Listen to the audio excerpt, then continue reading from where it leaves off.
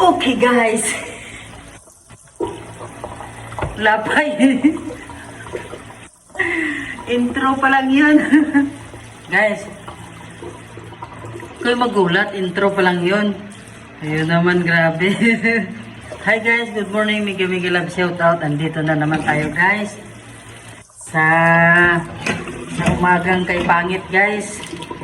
Pero guys, tahimik na yung buhay ko guys ha. Wala na pakialaman guys ha.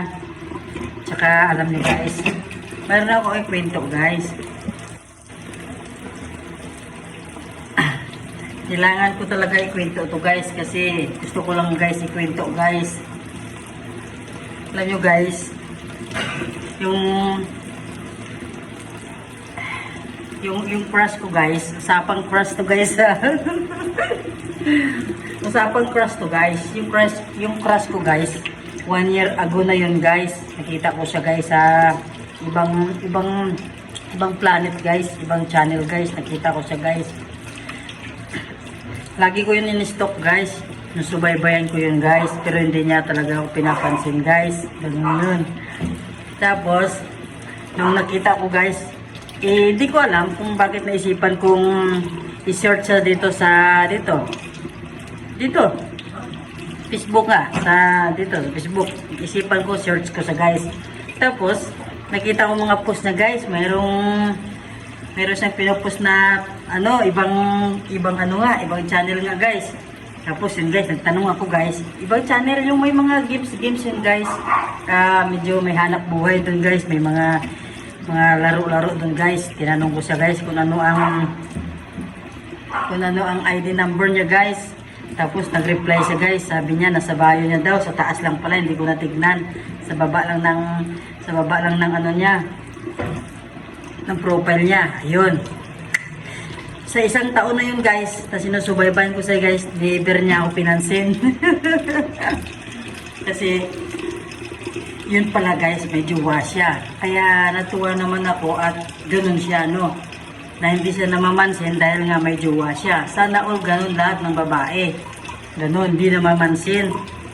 Ini-snap yung mga nagko-comment. Pero, never ako nag-chat nun guys. Never ako nag-chat sa kanya. Kaya pala, nalaman ko, may ano pala siya guys. May jowa siya guys.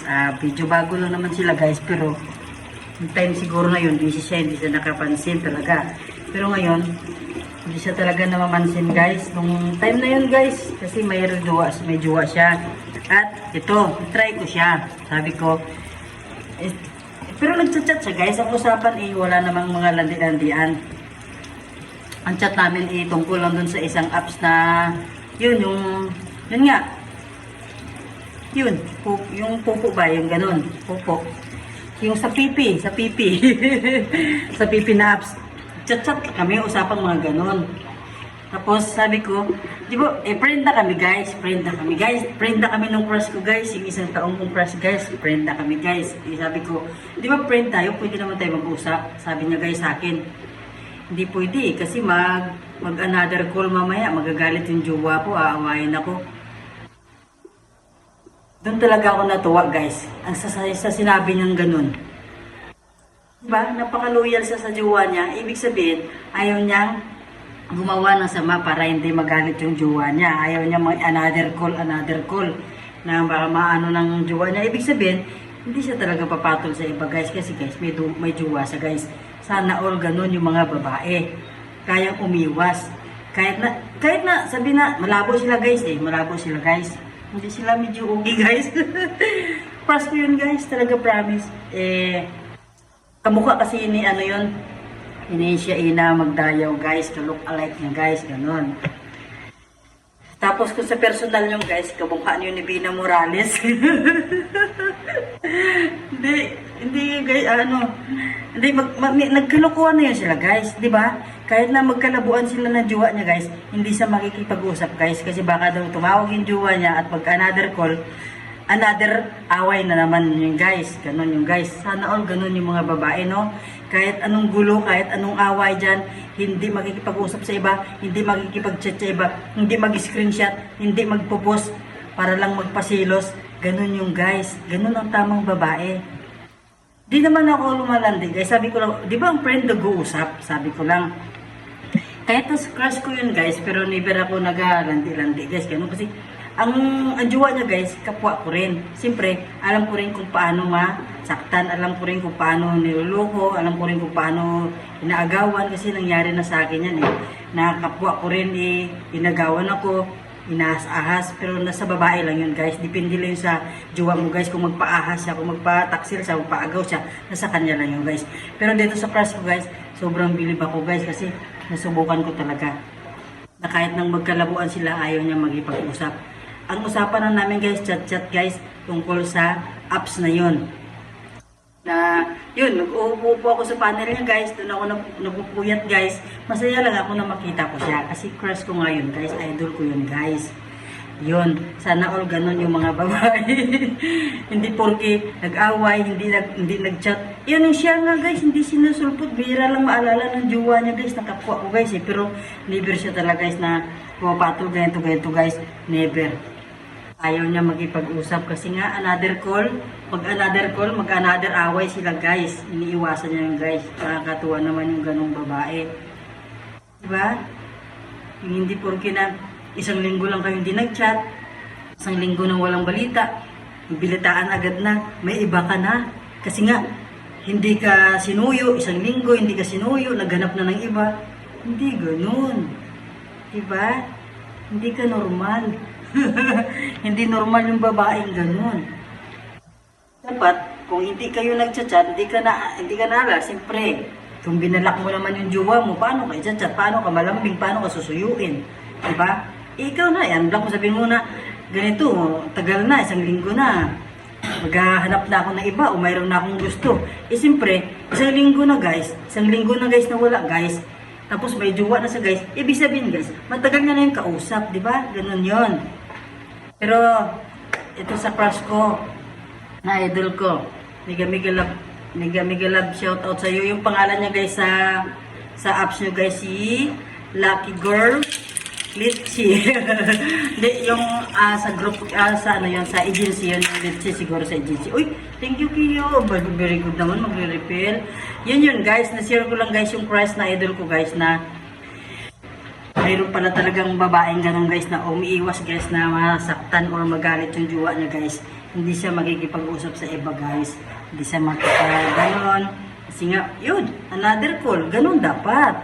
Kahit na ilang taon, ilang buwan kayo dyan guys, kung wala namang hiwalayan guys, nagaganap guys, huwag ka maghanap ng iba guys, huwag ka mag-ipag-chat sa iba guys, tapos screenshot, pupos, yun nagpapasilos pa. Hindi maganda, hindi normal ang taong ganun guys, hindi normal ang taong ganun guys.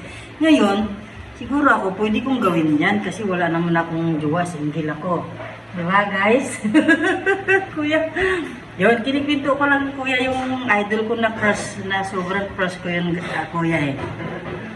Na ayaw niya kuya magkipag-usap sa akin kasi nga, baka daw ang jowa niya tumawag mag-another call, mag-another away sila.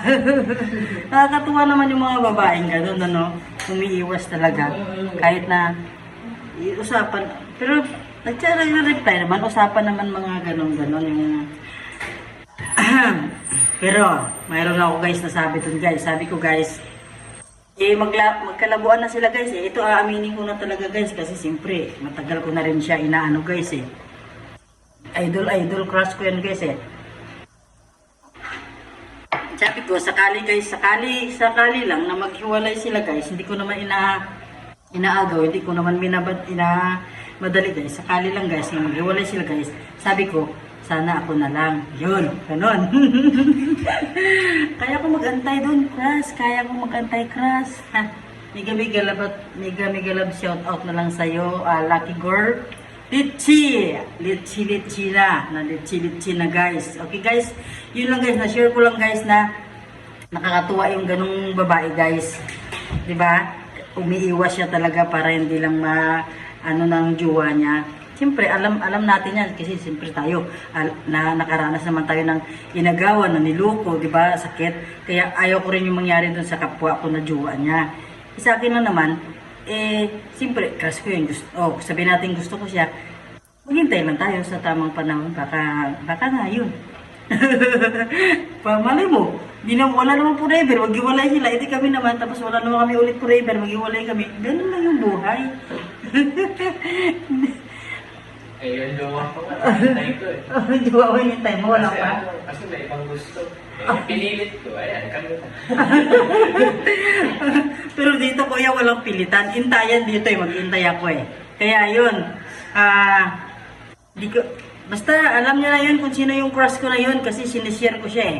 Siya yun, yung crush ko. Eh, hintayin ko siya. Malay mo kasi walang forever, tapos wala sila forever, maghiwalay sila, tapos kami naman wala nang forever. Ang mahalaga lang doon, walang lokohan. Okay? Enjoy lang muna tayo sa ating ginagawa ngayon, mag-games, magtiro-tiro ng mga isda. Bye-bye! Thank you for watching, guys!